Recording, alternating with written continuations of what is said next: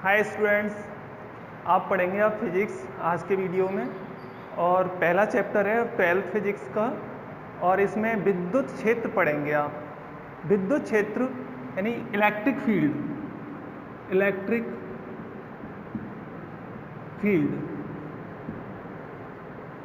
पर electric field से पहले आप इसमें आवेश के बारे में जानेंगे। आवेश क्या होता है, इसके बाद इलेक्ट्रिक फील्ड टॉपिक चलेगा।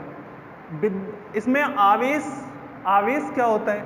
आवेश सबसे पहले एक ग्रीक के थेल्स नाम के वैज्ञानिक थे, थेल्स नाम के फिलोसोफर थे, और उन फिलोसोफर थेल्स नाम के फिलोसोफर थे। ये 600 बीसी यानी 600 बीसी की बात थी। उस समय थेल्स नाम के वैज्ञानिक ने यह देखा कि जो हम मतलब किसी वस्तु को हम बालों से रगड़ें और बालों से रगड़ने के बाद पृथ्वी के संपर्क में लाते हैं तो धूल मिट्टी के कण उससे चिपक जाते हैं। इसके बाद यानी इनके थेल्स के बाद किसी ने इसके बारे में कुछ भी नहीं जाना, और इनके 2000 वर्ष बाद यानी सन 1600 में एक गिलबर्ट नाम के वैज्ञानिक थे। गिलबर्ट नाम के वैज्ञानिक थे। इन्होंने देखा कि जो थेल्स ने बातें कही थी वो गिलबर्ट नाम के वैज्ञानिक ने भी इनको प्रैक्टिकली जाना, और उन्होंने बताया कि अंबर होता है, अंबर एक पदार्थ होता है। अंबर में भी ये गुण पाया जाता है। जब अंबर को हम रेशेदार पदार्थों से रगड़ दें और रगड़ने के बाद जब हम उसको किसी के संपर्क में लाएं जिससे हल्के कण उससे आकर्षित होते हैं। अब अंबर का जो अर्थ होता है वो इलेक्ट्रॉन होता है। इलेक्ट्रॉन अंबर का जो अर्थ था ग्रीक भाषा में, इसको इलेक्ट्रॉन कहते हैं। यहीं से विद्युत का उद्गम हुआ था। यानी जिस पदार्थ में यानी अंबर इसने देखा था, गिलबर्ट ने देखा था सबसे पहले। गिलबर्ट के बाद यानी सबसे पहले थेल्स ने देखा। इनके 1600 वर्ष यानी 2000 वर्ष बाद सन 1600 में गिलबर्ट नाम के वैज्ञानिक ने देखा, और फिर इन्होंने अंबर से अपनी बात को स्टार्ट किया, अपना प्रयोग स्टार्ट किया, और इन्होंने देखा कि अंबर के समान और भी पदार्थ ऐसे होते हैं जो हम रेशेदार पदार्थों से रगड़ें। रेशेदार पदार्थों से रगड़ने के बाद जब हम उसको पृथ्वी के संपर्क में लाते हैं तो कागज़ के जो हल्के पदार्थ होते हैं उससे उसकी ओर आकर्षित होते हैं। जैसे कागज़ के टुकड़े होते हैं, क्रस्ट यानी धूल के कण होते हैं, ये सब उससे चिपक जाते हैं। ऐसे ही पदार्थ को इन्होंने इलेक्ट्रॉन जो शब्द दिया था वो यहीं से विद्युत का उद्गम हुआ, और इसी के बाद से आवेश का उद्गम हुआ। इन्होंने एक परिभाषा दे दी, एक जो सही परिभाषा, तो किसी ने इसकी परिभाषा देना तो कठिन होता है, लेकिन एक परिभाषा है कि कुछ पदार्थ प्रकृति में ऐसे पाए जाते हैं जब इन पदार्थों को रेशेदार पदार्थों से रगड़ा जाए तो उनमें एक गुण आ जाता है जो दूसरे पदार्थों को अपनी ओर आकर्षित करते हैं। उस गुण को हम आवेश कहते हैं। इसके बाद आवेश के प्रकार आते हैं, टाइप्स ऑफ चार्ज।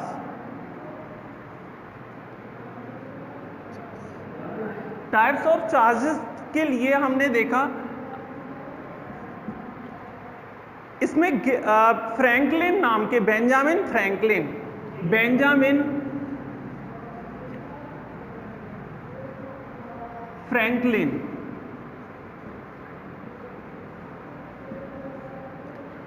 नाम के एक वैज्ञानिक थे। उन्होंने इसके बारे में कई अपने प्रयोग किए, साधारण से प्रयोग किए थे। उसके आधार पर आवेश को 2 भागों में विभाजित करा।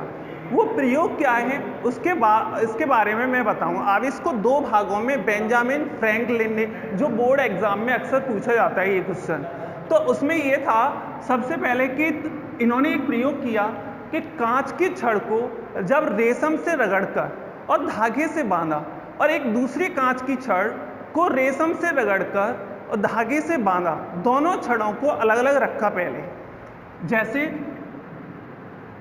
एक छड़, ये कांच की छड़ है, दूसरी छड़ ये भी कांच की छड़ है, दोनों को अलग अलग रेशम से रगड़ा गया और रगड़ने के बाद जब धागे से बांधकर लटका दिया और लटकाने के बाद एक दूसरे के पास लाया गया तो ये दोनों छड़ें एक दूसरे से दूर हट जाती हैं।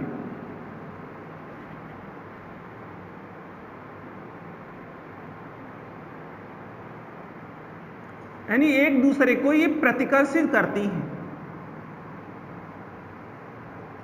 एक दूसरे को प्रतिकर्षित करती हैं। इसी प्रकार एवोनाइट की छड़ को बिल्ली की खाल से रगड़ा। एवोनाइट की छड़ को, ये तो गिलास रॉड है, गिलास रॉड, गिलास की छड़ यानी कांच की छड़ है। ऐसी एवोनाइट की छड़ को, एवोनाइट की दो छड़ों को अलग अलग बिल्ली की खाल से रगड़कर एक दूसरे के पास लाया गया।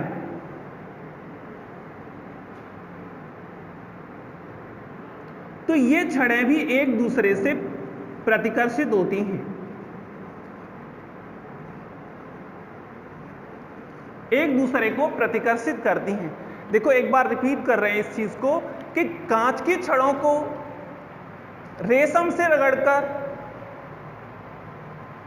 रगड़कर अलग अलग दो छड़ों को रेशम से रगड़कर और किसके धागे से बांधकर एक दूसरे के जब पास लाया गया तो ये दोनों छड़ें क्या कर रही हैं? रिपील कर रही हैं, यानी प्रतिकर्षित कर रही हैं। ऐसी एवोनाइट की दो छड़ ली,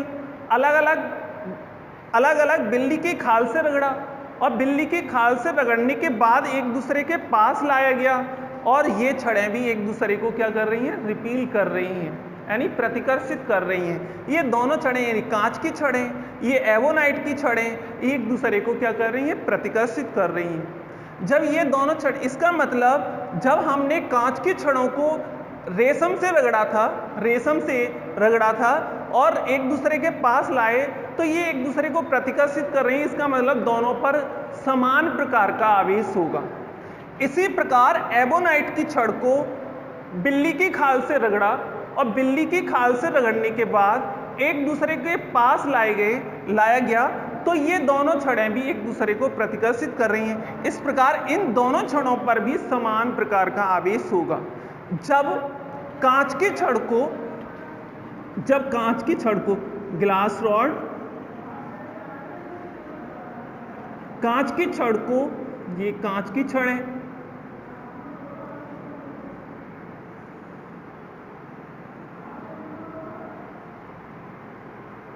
ये एवोनाइट की छड़ है,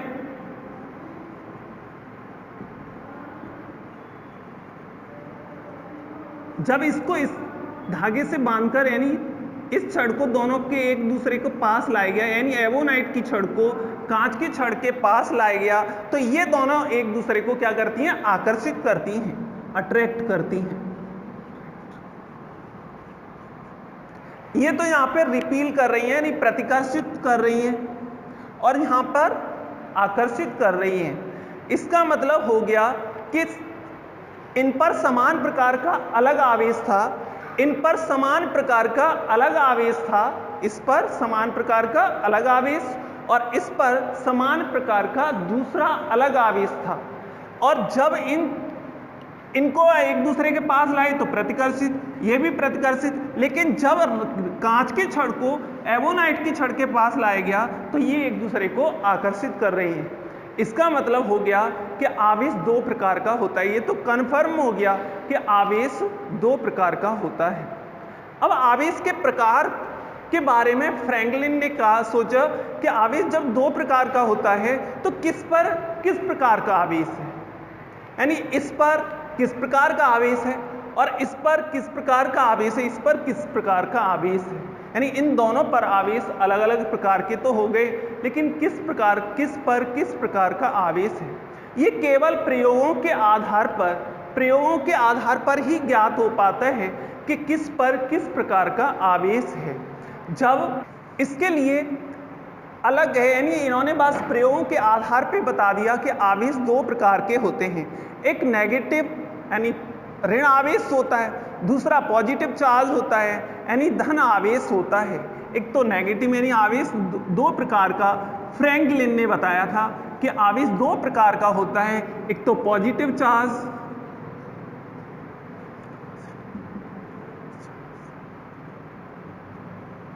और एक जी नेगेटिव चार्ज।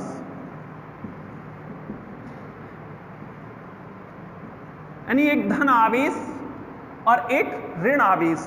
धन आवेश जो होता है अब वो किसकी वजह से होता है, इनके बारे में आगे अध्ययन करेंगे अभी टॉपिक में।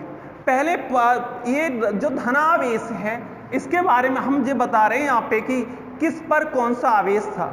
यानी रेशम, ये इलेक्ट्रॉनिक मॉडल के आधार पर आपको समझ में आएगा कि आवेश दो प्रकार के होते हैं, तो क्यों यानी धनावेशित हो गया और क्यों वो ऋण आवेशित हो गया। मैं आपको एक इलेक्ट्रॉनिक मॉडल बता रहा हूं यहाँ पे, electronic model of charge, model of charge यानी आवेश का एक परमाणुीय मॉडल है। इस परमाणुओं के द्वारा ही कोई भी वस्तु जो होती है वो आवेशित होती है। अब परमाणुओं से होती है तो वो क्यों होती है, वो सब कुछ आपको यहां समझ में आएगा।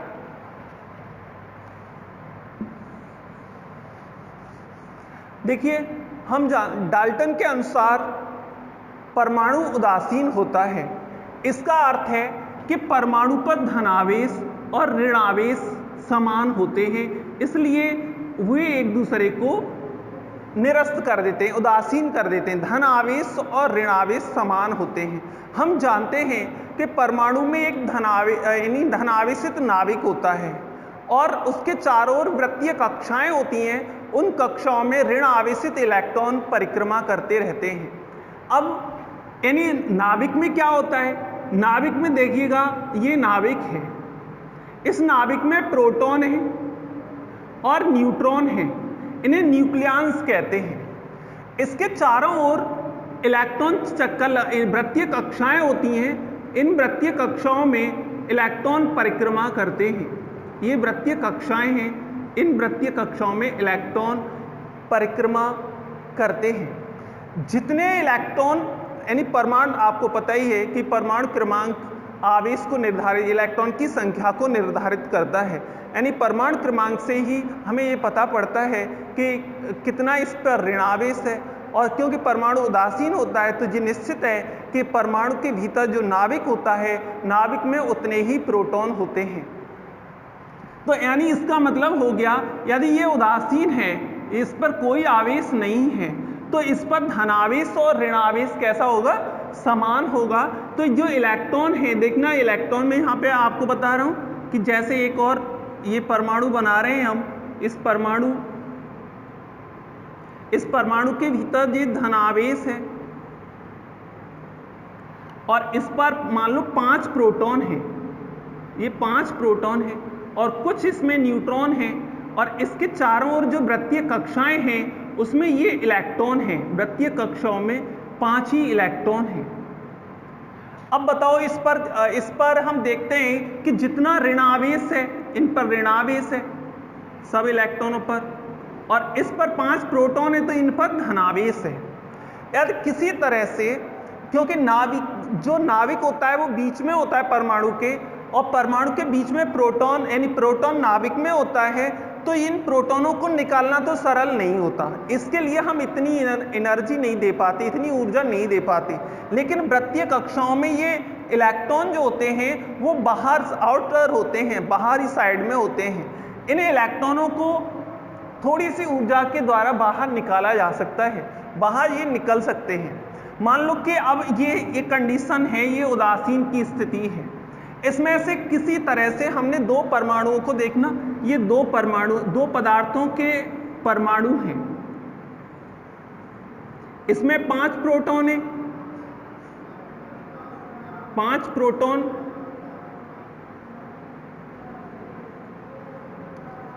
और कुछ न्यूट्रॉन और 5 ही इसमें इलेक्ट्रॉन है। और इसमें भी एक नाभिक है, ये दूसरी वस्तु का परमाणु है, और इसमें भी एक क्या है, नाविक है, और इसमें मान लो 4 प्रोटॉन है और न्यूट्रॉन है और इसमें 4 ही इलेक्ट्रॉन है, 4 ही इलेक्ट्रॉन है। अब आप देखते हैं इसमें कि इसमें 4 यानी 5 प्रोटॉन और 5 ही इलेक्ट्रॉन है, इसमें 4 इलेक्ट्रॉन और 4 ही प्रोटॉन है। अब ये दोनों परमाणु अलग अलग पदार्थों के हैं और ये दोनों ही उदासीन हैं, ये भी उदासीन है और ये भी उदासीन है। जब ये उदासीन है तो इसमें देखना ये उदासीन, जब हम इनको आपस में रगड़ेंगे, इस तरह से रगड़ेंगे, मान लो ये एक पदार्थ है, ये दूसरा पदार्थ है, हम आपस में ऐसे रगड़ रहे हैं, जब रगड़ेंगे तो एक इनमें अंदर बीच के पृष्ठ पर ऊर्जा उत्पन्न होगी, घर्षण के द्वारा ऊर्जा उत्पन्न होती है, उस ऊर्जा के द्वारा किसी से तो इलेक्ट्रॉन निकलेंगे और दूसरे पदार्थ पर वो चले जाएंगे, यानी दूसरे परमाणु पर चले जाएंगे।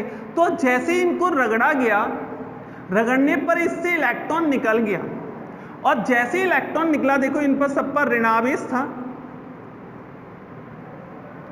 वो इलेक्ट्रॉन इस पर चला गया, वो इलेक्ट्रॉन एक्स्ट्रा इस पे आ गया। अब बताओ किस पे धन आवेश हो गया, इस पर। तो देखना इस पे इलेक्ट्रॉन की कमी हो गई, तो किसकी संख्या ज्यादा है, प्रोटॉन की संख्या अब ज्यादा है इस पर, यानी इसका मतलब प्रोटॉन की संख्या अधिक होने के कारण इस पर धनावेश आ गया। और इस पर इलेक्ट्रॉन की संख्या अब प्रोटॉन से अधिक हो गई, इस पर 4 प्रोटॉन हैं और ये इलेक्ट्रॉन हैं, ये इलेक्ट्रॉन की संख्या अधिक है, इसलिए इस पर ऋणावेश आ गया। क्योंकि हम जानते हैं इलेक्ट्रॉन ऋणावेशित होता है, इलेक्ट्रॉन की इस पर कमी हो गई है और इस पर इलेक्ट्रॉन की अधिकता हो गई है। जिस पर इलेक्ट्रॉन की कमी होती है वो धन आवेशित हो जाता है, और जिस पर इलेक्ट्रॉन की अधिकता हो जाती है वो ऋण आवेशित हो जाता है। अब वैसे इनके द्रव्यमान है ना पहले से बदल जाते हैं। अब उसका कारण क्या है कि इससे इलेक्ट्रॉन निकला तो इसका द्रव्यमान, इलेक्ट्रॉन निकल के गया तो इलेक्ट्रॉन का कुछ द्रव्यमान होता है, वो एक द्रव्यमान, उस द्रव्यमान का इलेक्ट्रॉन गया तो इस पे द्रव्यमान की कमी हो जाएगी, इसलिए इसका द्रव्यमान घट जाएगा। जिस पर इलेक्ट्रॉन पहुंचेगा उस पर इलेक्ट्रॉन की अधिकता हो गई, क्योंकि इलेक्ट्रॉन का द्रव्यमान है तो इस पर इलेक्ट्रॉन पहुंचा है, इसलिए इसका द्रव्यमान बढ़ जाएगा। इस पर इलेक्ट्रॉन की कमी हो जाएगी और इस पर इलेक्ट्रॉन की कमी होने के कारण इस पर धन आवेश आ जाएगा, लेकिन द्रव्यमान इसका घट जाएगा। और इस पर इलेक्ट्रॉन की अधिकता हो जाएगी, इस पर इलेक्ट्रॉन की अधिकता हो जाएगी, इसलिए इस पर ऋणावेश आ जाएगा, लेकिन द्रव्यमान इसका बढ़ जाएगा। इस प्रकार यानी आवेश जो होता है वो कितने प्रकार का होता है, 2 प्रकार का होता है, धन आवेश और ऋण आवेश। आपको ये पता पड़ा कि धन आवेश किस पर होता है, ऋण आवेश किस पर होता है। इलेक्ट्रॉन की कमी हो जाए तो उस पर प्रोटॉन की संख्या उतनी रहती है, इसलिए प्रोटॉन अधिक रहते हैं, और इलेक्ट्रॉन की कमी हो जाती है, इसलिए इस पर धनावेश आ गया। जिस पर इसी प्रकार इस पर देखना है कि 4 यानी प्रोटॉन की संख्या तो उतनी रहती है, लेकिन इलेक्ट्रॉन की इस पर अधिकता हो जाती है। इलेक्ट्रॉन की अधिकता हो जाने के कारण इस पर ऋणावेश आ जाता है। पर आपने ये भी देखा कि इलेक्ट्रॉन की इस पर कमी हो रही है, यानी द्रव्यमान घट रहा है। इस पर इलेक्ट्रॉन की अधिकता होने के कारण इसका द्रव्यमान बढ़ रहा है। इस प्रकार फ्रैंकलिन ने यह बताया कि आवेश 2 प्रकार का होता है, एक धनावेश होता है, दूसरा ऋण आवेश होता है। ये घर्षण के कारण होता है, इसलिए इसे घर्षण विद्युत्की कहते हैं। जिस पदार्थ पर आवेश पहुंचता है उसे विद्युतमय वस्तु कहते हैं, इलेक्ट्रीफाइड सब्सटेंस कहते हैं, यानी विद्युतमय वस्तु कहते हैं। अब इसके बाद आपको आवेश के यहाँ पे प्रकार थे। अब आवेश का मात्रक एक बार फिर रिपीट कर रहे हैं। आवेश किसी वस्तु का वह गुण होता है जिससे वस्तु विद्युतमय हो जाती है, और उसमें एक गुण आ जाता है, वो वस्तुओं को, छोटी छोटी कणों को, पार्टिकल्स को अपनी ओर आकर्षित करता है। लेकिन आवेश 2 प्रकार के होते हैं, आकर्षण भी होता है इनमें, प्रतिकर्षण भी होता है। यानी समान प्रकार के आवेश, एक चीज देखी थी हमने, समान प्रकार के आवेश यानी सजातीय आवेश एक दूसरे को प्रतिकर्षित करते हैं, और विजातीय आवेश यानी असमान प्रकार की वस्तुएं या असमान प्रकार के आवेश एक दूसरे को आकर्षित करते हैं। ये यहाँ पे नोट करने वाली बात है कि ये सबसे पहले किसने बताया था? फ्रैंकलिन ने। ये बोर्ड एग्जाम में अक्सर पूछा जाता है और अब की बार शायद पूछा गया भी है। तो देखो, अब हम आवेश के मात्रक की बात करते हैं। आवेश का मात्रक, units of charge, units of charge. आवेश के जो मात्रक होते हैं, देखो आवेश का जो प्रचलित मात्रक है वो है कूलाम। आवेश का मात्रक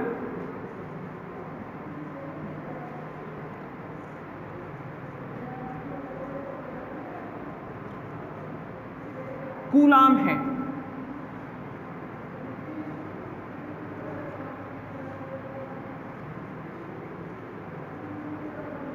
कूलाम।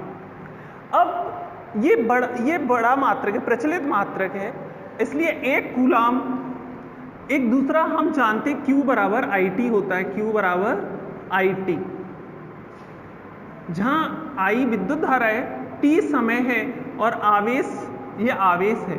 इसी के आधार पर इसका यानी धारा का मात्रक एम्पियर होता है, एम्पियर, और समय का मात्रक सेकंड होता है, सेकंड होता है। इसलिए इसको AS से प्रदर्शित कर लेते हैं, AS, यानी इसका मतलब कूलाम बराबर एम्पियर सेकंड होता है, यानी कूलाम को हम एम्पियर सेकंड कह सकते हैं। अब इसका एक और भी मात्रक है, एक देखो ऐसे लिख सकते हैं इसको, माइक्रोकूलाम। एक माइक्रोकूलाम बराबर होता है 10⁻⁻6 कूलाम। एक नैनो कूलाम होता है, नैनो कूलाम 10⁻⁹ कूलाम। ऐसे कहीं पर भी न्यूमेरिकल में पिको कूलाम भी लिखा जाता है, इसको पिको कूलाम, PC 10⁻12 कूलाम लिखा जाता है। एक कूलाम बराबर, एक अन्य मात्रक भी है इसका, एक कूलाम बराबर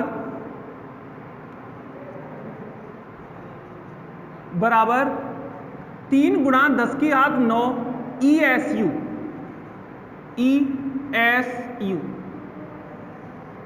ये ESU इलेक्ट्रोस्टैटिक यूनिट, E का मतलब होता है इलेक्ट्रो,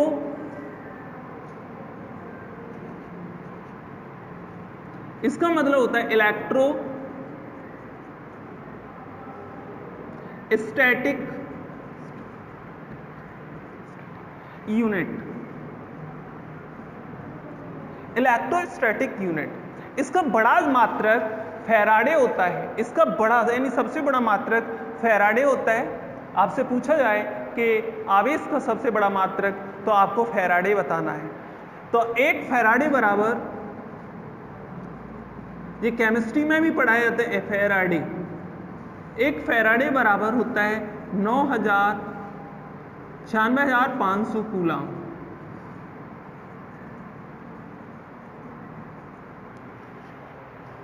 इस तरह से इसका फ्रैंकलिन मात्रक, यानी ऐसा ही मात्रक फ्रैंकलिन होता है और एव कूलाम भी होता है। एव कूलाम यानी फ्रैंकलिन, एव कूलाम, ये सब जो मात्रक होते हैं ये आवेश के मात्रक हैं। आवेश का प्रचलित मात्रक कूलाम होता है, इसे एम्पियर सेकंड भी कहते हैं। एक माइक्रो कूलाम बराबर, ये अन्य मात्रक हैं, छोटे मात्रक हैं, 10⁻⁻6 कूलाम।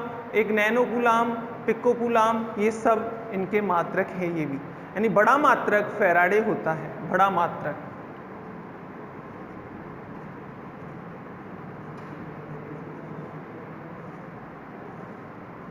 इस तरह से हमने आपको आवेश के मात्रकों के बारे में बताया।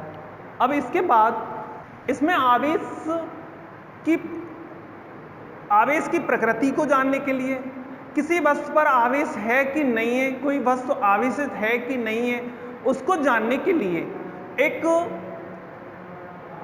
स्वर्ण विद्युतदर्शी होता है, इलेक्ट्रोमीटर होता है। क्या? इलेक्ट्रोमीटर। तो मैं आपको इस समय इलेक्ट्रोमीटर के बारे में बता रहा हूं। इलेक्ट्रोमीटर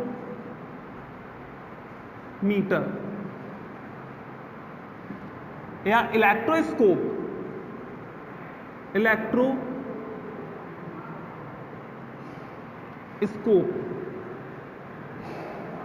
इसे गोल्ड फॉयल इलेक्ट्रोस्कोप कहते हैं। गोल्ड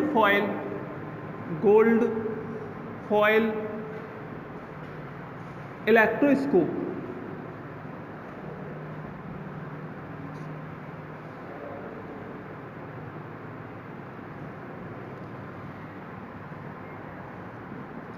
आपको स्वर्णपत्र विद्युतदर्शी के बारे में बता रहे हैं। स्वर्णपत्र विद्युतदर्शी एक बहुत सरल सा उपकरण होता है जिसके द्वारा हम कोई वस्तु आवेशित है या नहीं है, उस वस्तु पर कितना आवेश है, आवेश की प्रकृति क्या है, इसे जानने के लिए आपको यहाँ पर स्वर्णपत्र विद्युतदर्शी बताना है। तो देखो, ये एक कांच का बॉक्स या कांच का जार, कांच का बॉक्स हो सकता है, कांच का जार हो सकता है। तो देखिएगा, यहां पे हम एक कांच का जार ले रहे हैं।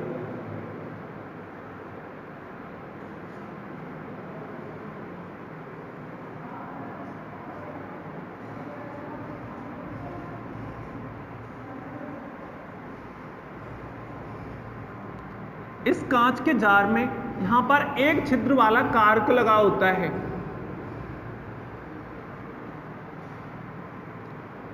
और इस जो छिद्र है, एक छिद्र वाला कार्क है इसमें, और इस छिद्र में एक धातु की छड़ लगा देते हैं।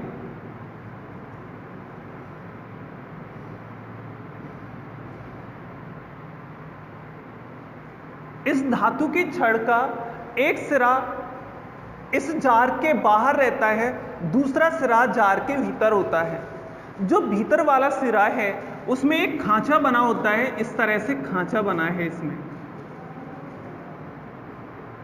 इस तरह से इसमें एक खांचा बना है, और इस पर एक डिस्क लगी होती है, यानी चकती लगी होती है। वो चकती इस तरह से लगा रहे हैं हम।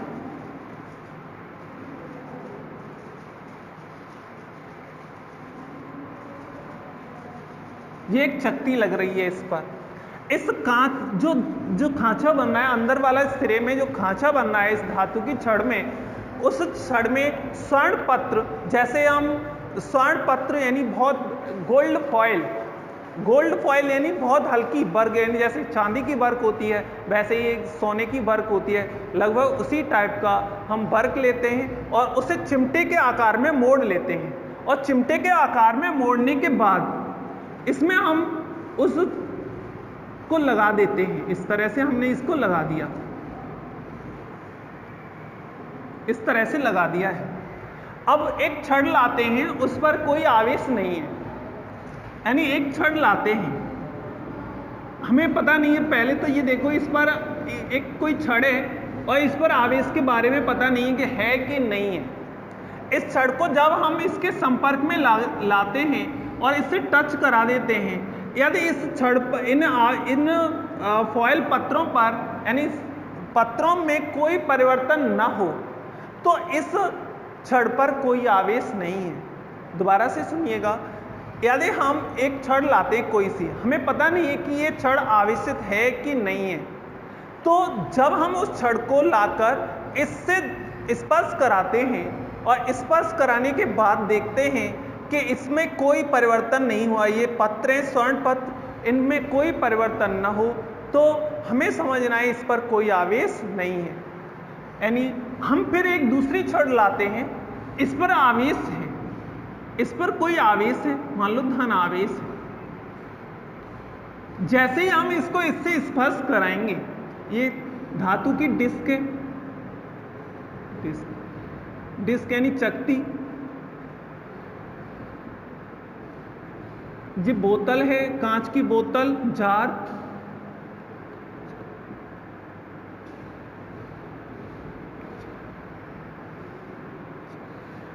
ये स्वर्ण पत्र है,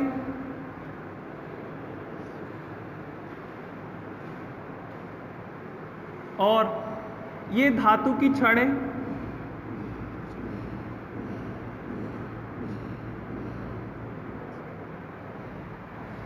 जैसे हाँ, ये आवेशित छड़ है, आवेशित छड़,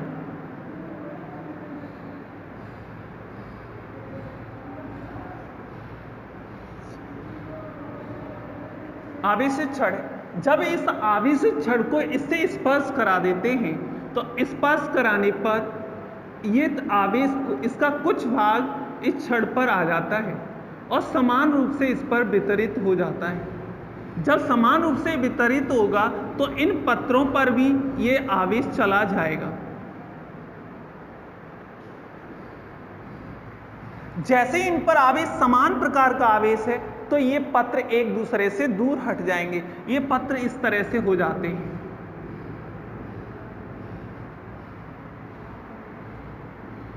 इस तरह से हो जाएंगे। तो हमें पता पड़ा कि ये छड़, दोबारा से सुनो इसको, कि जब हम किसी छड़ को इसके पास लाते हैं और इससे स्पर्श कराते हैं, यदि स्वर्ण पत्रों में कोई परिवर्तन न हो तो उस पर कोई आवेश नहीं है।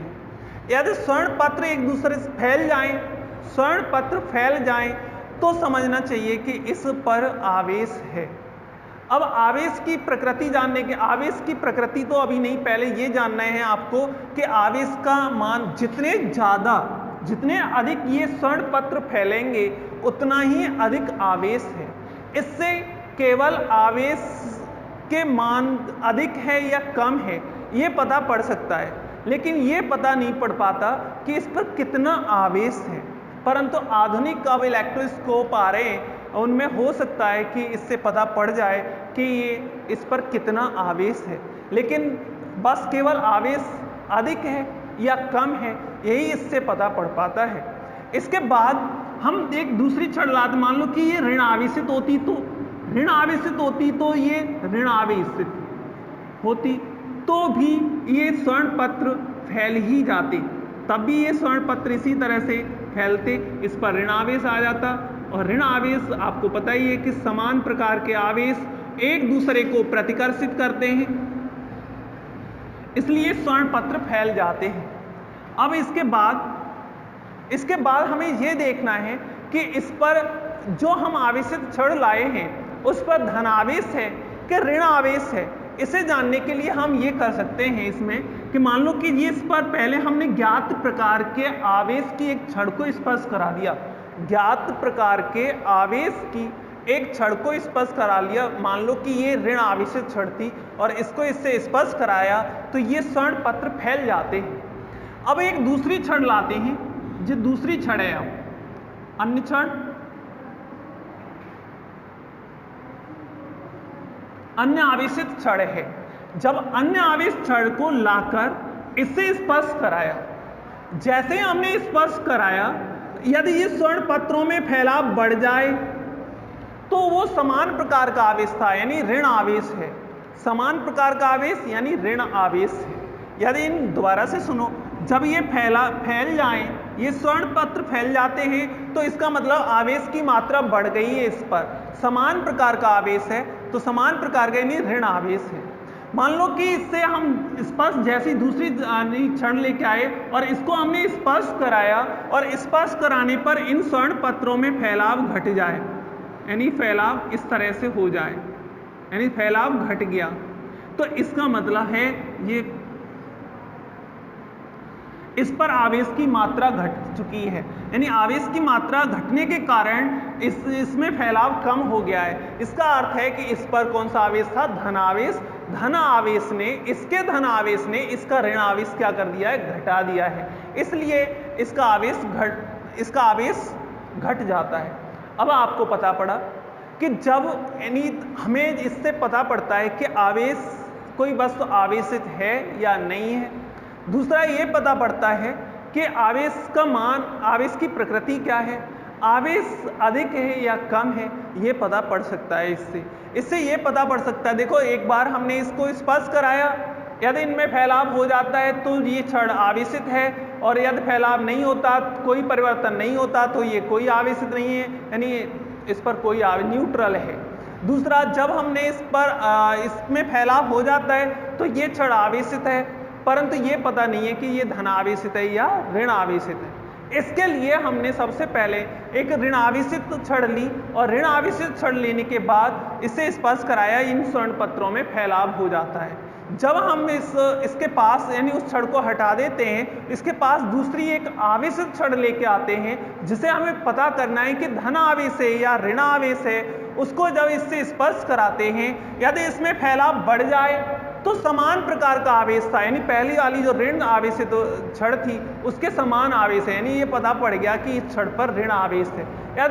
यदि इस पर फैलाव घट जाए तो हमें समझना चाहिए कि इस पर धन आवेश है, और धन आवेश होने के कारण इस पर धनावेशित होने के कारण इस पर आवेश का मान घट जाता है, जिससे इसका फैलाव घट जाता है। इस तरह से ये स्वर्ण पत्र विद्युतदर्शी का आपको बताया है मैंने। और स्वर्ण पत्र, अब इसमें कुछ नियम भी होते हैं। आवेश की योज्यता का नियम है।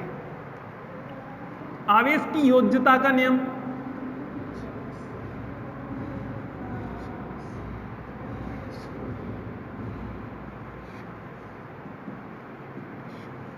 Charge addition. अब चार्ज एडिशन, ये एडिशन लॉ जो होता है वो एडिशन लॉ होता है। वैसे किताब में अपनी जो बोर्ड की किताब है उसमें चार्ज एडिशन ही लिखा है, यानी आवेश का योज्यता, आवेश की योज्यता लिखा है। लेकिन इस आवेश की योज्यता का नियम होता है, असली लॉ होता है लॉ। इसका मतलब सिंपल सा है, जैसे एक वस्तु है, इस पर पहले से ही एक धन आवेश, अनेक आवेश है। देखो इस तरह से धन आवेश, ऋण आवेश, इस पर ऋण और धन आवेश है। तो इसका मतलब है इस पर यानी कुल आवेश, ये ऋण आवेश कुल आवेश है, ये ऋण कुल आवेश है, ये धन कुल आवेश है। इस तरह से इसमें दो प्रकार के आवेश हैं।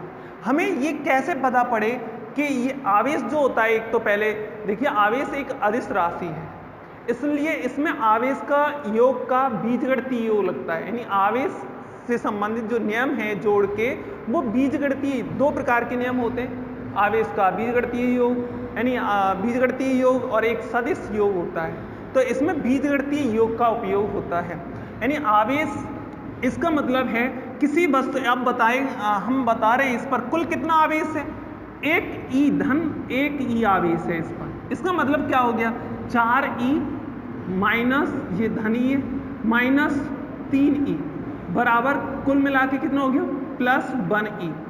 इसका सिंपल सा यानी बीजगणितीय योग होता है। बीजगणितीय योग में हम चिन्ह सहित आवेश के मान लिखते हैं। इसका मतलब हो गया किसी वस्तु पर आवेश का मान सभी आवेशों के बीजगणितीय योग के बराबर होता है। किसी वस्तु पर आवेश सभी आवेशों के बीजगणितीय योग के बराबर होता है।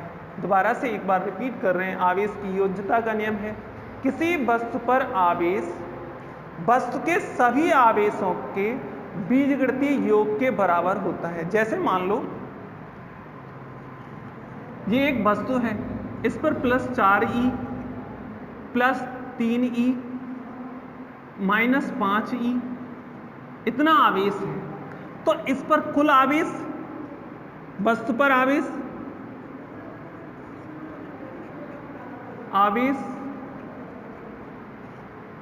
बराबर हो जाएगा, यानी Q बराबर हो जाएगा plus 4e minus 5e plus 3e बराबर कितना हो गया 4 3 7 यानी प्लस के 2e। ये ऋण भी ज़्यादा हो सकता है, मान लो ऋण होता है ये 8 होता तो फिर इस तरह से हो जाता। 8 के लिए हम कितना लिखते हैं यहाँ पे, ये minus 1e।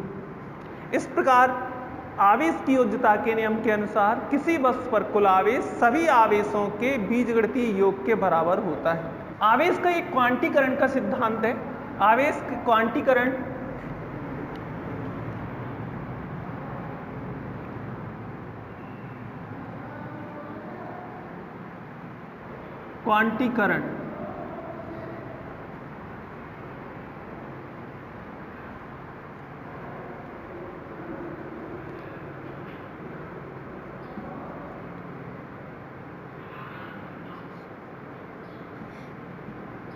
Quantization of charge.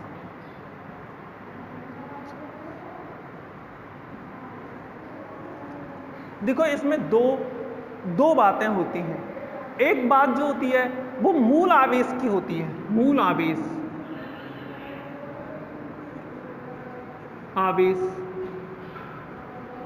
मूल आवेश यानी फंडामेंटल चार्ज।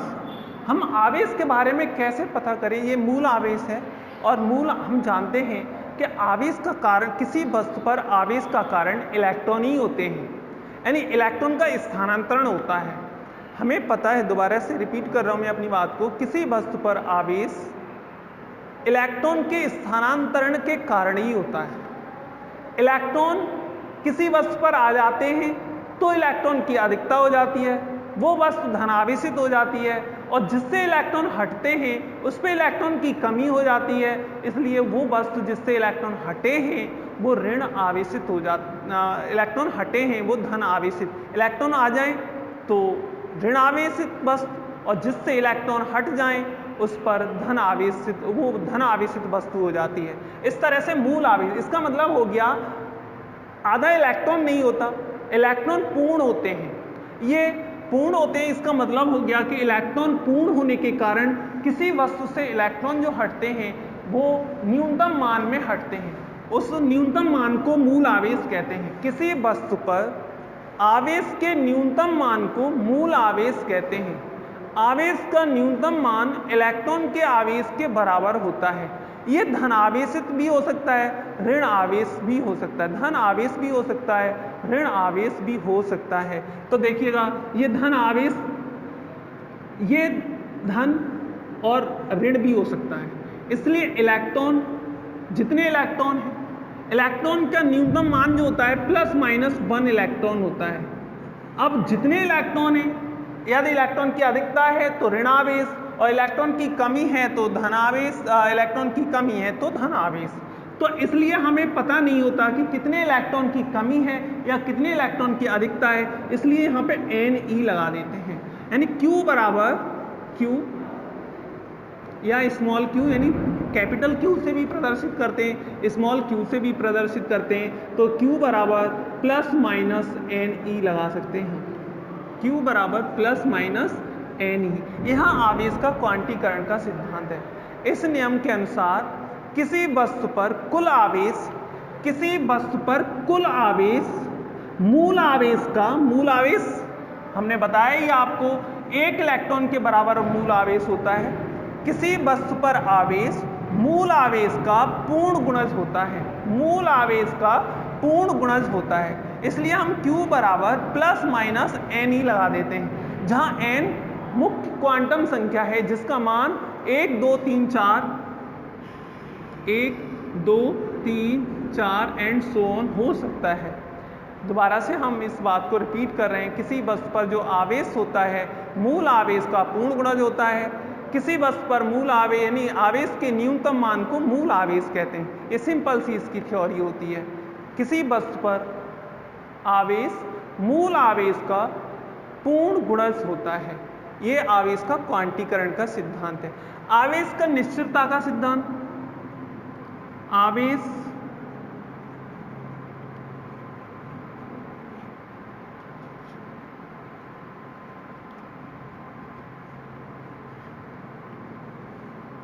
आवेश का निश्चितता यानी invariance of charge, invariance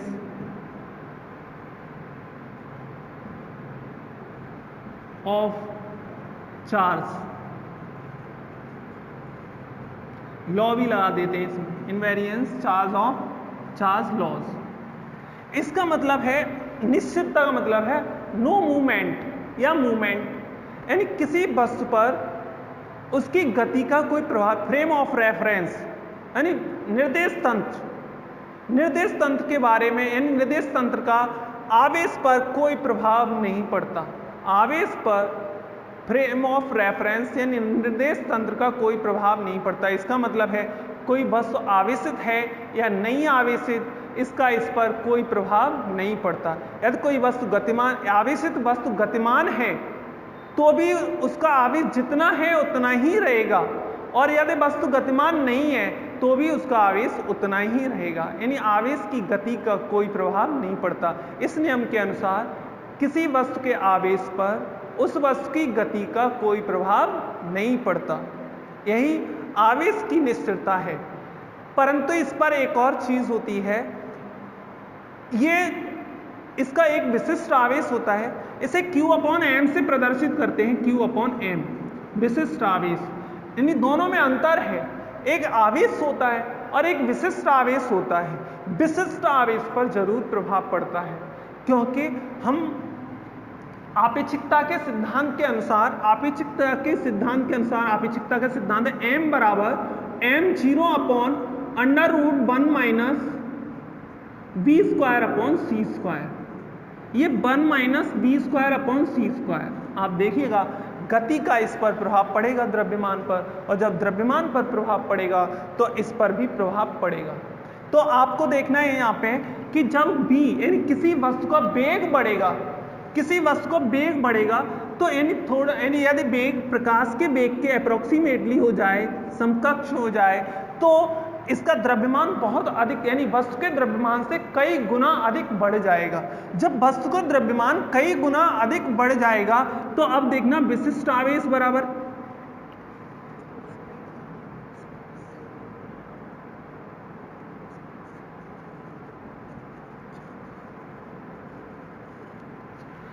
Q/m होता है। जब वेग बढ़ेगा तो द्रव्यमान बढ़ेगा, और द्रव्यमान बढ़ेगा तो इस नियम के अनुसार विशिष्ट आवेश भी परिवर्तित हो जाएगा, विशिष्ट आवेश घट जाएगा। यानी इसका मतलब है आवेश पर गति का कोई प्रभाव नहीं पड़ता, और लेकिन विशिष्ट आवेश का मान घट जाता है। आवेश के बढ़ने के साथ विशिष्ट आवेश घट जाता है। इस तरह से ये आवेश की निश्चितता का सिद्धांत है, निश्चितता का नियम है। अब इसके बाद आवेश संरक्षण की बात करते हैं। आवेश संरक्षण, conservation of charge. Conservation of charge यानी आवेश संरक्षण। इस नियम के अनुसार किसी वस्तु का आवेश नियत रहता है। किसी वस्तु पर आवेश, इसका मतलब होता है यानी आवेश को न उत्पन्न किया जा सकता न नष्ट किया जा सकता, परंतु आवेश का स्थानांतरण किया जा सकता है। एक वस्तु पर जब दो वस्तुओं को, यानी घर्षण में हमने देखा, एक वस्तु को दूसरी वस्तु से रगड़ते हैं तो एक वस्तु पर धन आवेश आ जाता है, दूसरी वस्तु पर ऋण आवेश आ जाता है। इसके बारे में ये था कि कौन सी वस्तु पर कौन सा आवेश आता है। अभी देखो कि जैसे हमने कांच यानी ग्लास रॉड को हमने रेशम से रगड़ा था, रेशम से,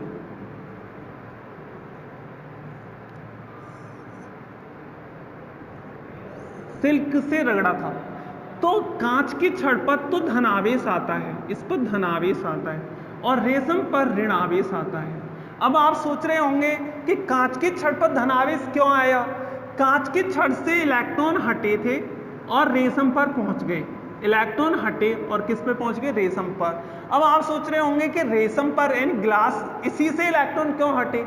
वो इस पे निर्भर करता है कि इलेक्ट्रॉन नाविक के साथ किसके इलेक्ट्रॉन, किस वस्तु के इलेक्ट्रॉन नाविक के साथ दृढ़ता से बंधे हैं और किस वस्तु के इलेक्ट्रॉन नाविक के साथ लूज बंधे हैं। दृढ़ता से बंधे जिससे इसके यानी ग्लास रॉड के यानी कांच की छड़ के जो इलेक्ट्रॉन हैं नाविक के साथ दृढ़ता से नहीं बंधे होते, यानी दृढ़ता से नहीं बंधे होते, इसलिए इसके इलेक्ट्रॉन ही कम ऊर्जा पाकर निकल जाते हैं और रेशम पर पहुंच जाते हैं। इसलिए ग्लास रॉड जो होती है वो धनावेशित हो जाती है और रेशम जो होती है वो ऋण आवेशित हो जाती है। इसी प्रकार कैट फर की बात करते हैं। कैट फर यानी एबोनाइट थी, एबोनाइट की छड़ थी। एबोनाइट की छड़ को आपने कैट फर से यानी कैट स्किन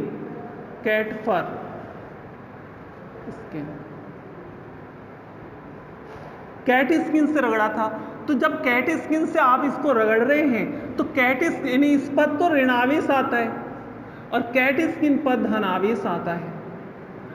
अब एबोनाइट की छड़ पर ऋणावेश ही क्यों आया होगा कि इसके इलेक्ट्रॉन इस पर यानी रेस इसके इलेक्ट्रॉन दृढ़ता से बंधे होंगे और इसके जो इलेक्ट्रॉन होंगे वो लूज बंधे होंगे नाभिक के साथ, इसलिए इसके इलेक्ट्रॉन कम यानी घर्षण के कारण इसके इलेक्ट्रॉन कम ऊर्जा से ही निकल जाते हैं और इस पर पहुंच जाते हैं, इसलिए इस पर इलेक्ट्रॉन की कमी हो जाती है और इस पर इलेक्ट्रॉन की अधिकता हो जाती है। इसलिए इलेक्ट्रॉन की अधिकता हो जाने के कारण एबोनाइट की जो छड़ होती है वो ऋण आवेशित हो जाती है और कैट स्किन पे इलेक्ट्रॉन की कमी हो जाती है, इसलिए ये धन आवेशित हो जाती है। तो इसका मतलब हो गया, मैं यहाँ पे आपको ये कंजर्वेशन लॉ यानी आवेश को न उत्पन्न किया जा सकता न नष्ट किया जा सकता, लेकिन एक यानी आवेश का स्थानांतरण किया जा सकता है। वो आवेश का स्थानांतरण केवल इलेक्ट्रॉन द्वारा ही होता है। ऐसे यहाँ पे देखते हैं कि ग्लास रॉड जो थी, ग्लास रॉड जो थी वो उदासीन है, उदासीन है ये ग्लास रॉड यानी न्यूट्रल है, और इससे जब ये न्यूट्रल है लेकिन इसको रेशम से जब रगड़ा गया था तो इलेक्ट्रॉन इससे निकले थे, यानी कांच की छड़ से इलेक्ट्रॉन निकले और वो रेशम पर पहुंच जाते हैं। इसी तरह से एबोनाइट पर इलेक्ट्रॉन इससे एबोनाइट की छड़ पर आ जाते हैं, इससे इलेक्ट्रॉन एबोनाइट की छड़ पर आने के कारण ये ऋण आवेश। तो इसका मतलब इलेक्ट्रॉन आवेश जो होता है वो इलेक्ट्रॉन के कारण ही उत्पन्न हो रहा है, लेकिन जितने इलेक्ट्रॉन हटे थे उस पर उतना ही धन आवेश आया और जिस पर इलेक्ट्रॉन जितने पहुंचे हैं उतना ही ऋण आवेश आया है, लेकिन दोनों का योग कितना हो गया? 0 हो गया।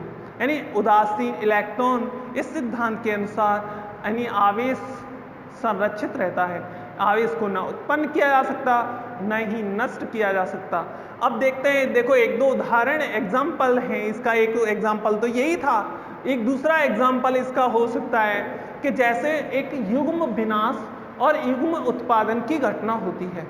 युग्म विनाश में 2 गामा फोटोन होते हैं, यानी गामा फोटोन, ये गामा फोटोन है और इनकी जो ऊर्जा है 1.02 MeV है, मिलियन इलेक्ट्रॉन वोल्ट, यानी इनके ऊर्जा इतने, ये गामा फोटोन है इतनी ऊर्जा वाले होने चाहिए। जब ये गामा फोटोन से जो उत्पन्न होते हैं, एक इलेक्ट्रॉन उत्पन्न होता है और एक पॉजिट्रॉन उत्पन्न होता है। इलेक्ट्रॉन और पॉजिट्रॉन, ये युग्म उत्पादन की घटना है। युग्म उत्पादन में गामा फोटोन से एक इलेक्ट्रॉन और एक पॉजिट्रॉन उत्पन्न हुआ। 2 घटनाएं होती है, युग्म विनाश और युग्म उत्पादन।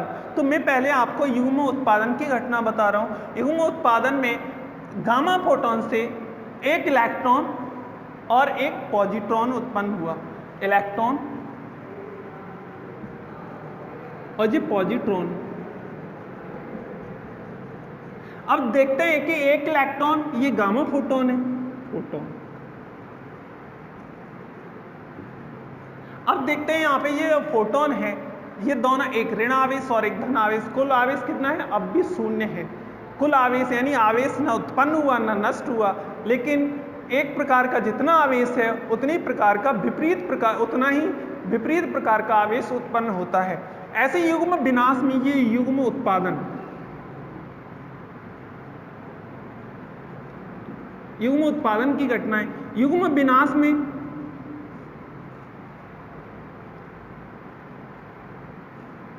युग्म विनाश में इसमें एक इलेक्ट्रॉन प्लस एक पॉजिट्रॉन, इलेक्ट्रॉन और ये पॉजिट्रॉन आपस में मिलकर यानी एक गामा फोटोन 1 वैसे 2 गामा फोटोन बनते हैं, उनकी ऊर्जाएं अलग अलग होती हैं। 1.02 MeV यानी गामा फोटोन उत्पन्न कर देते हैं, यानी विनाश हो गया और ये युग्म उत्पादन हो गया।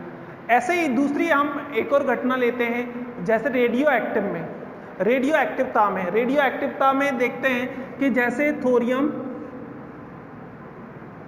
यूरेनियम का लेते हैं उदाहरण 92U238। इसमें एक अल्फा कण यानी अल्फा कण निकलेगा तो यहाँ TH यानी थोरियम 234 और यहाँ पे ये जो बनता है 90 प्लस 2He4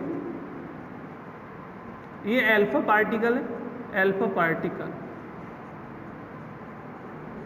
अल्फा पार्टिकल है। अब देखते हैं इसका जो इस पर जो आवेश है 92e है और इस पर आवेश 90e है इलेक्ट्रॉन, इस पर आवेश है 2e है। अब देखना इसका कुल आवेश 92 इलेक्ट्रॉन और इस पर जो आवेश है 90e plus 2e is equal to 92e। दोनों ओर का आवेश कैसा रहता है? संरक्षित रहता है। यह आवेश संरक्षण का नियम है। दोबारा से सुनिएगा इसको। आवेश को न उत्पन्न किया जा सकता न नष्ट किया जा सकता, आवेश संरक्षित रहता है। आवेश संरक्षित रहता है लेकिन आवेश का स्थानांतरण किया जा सकता है। इसका अर्थ है कि किसी वस्तु से आवेश का स्थानांतरण होगा और आवेश का स्थानांतरण इलेक्ट्रॉन द्वारा होता है। अब आप सोच रहे होंगे प्रोटॉन द्वारा क्यों नहीं होता? प्रोटॉन द्वारा इसलिए नहीं होता है, प्रोटॉन नाभिक में होता है, उसके लिए इतनी ऊर्जा का उपयोग नहीं करते, इतनी ऊर्जा हम उपयोग में नहीं की जा सकती। इस तरह से ये आपका युग्म मैंने बताया आपको, यहाँ पे युग्म उत्पादन, युग्म विनाश और एक रेडियो एक्टिवता का हमने उदाहरण दिया था, है ना। इस तरह से आप समझ पाए होंगे कि 3 उदाहरण 1, 2 और 3 आपको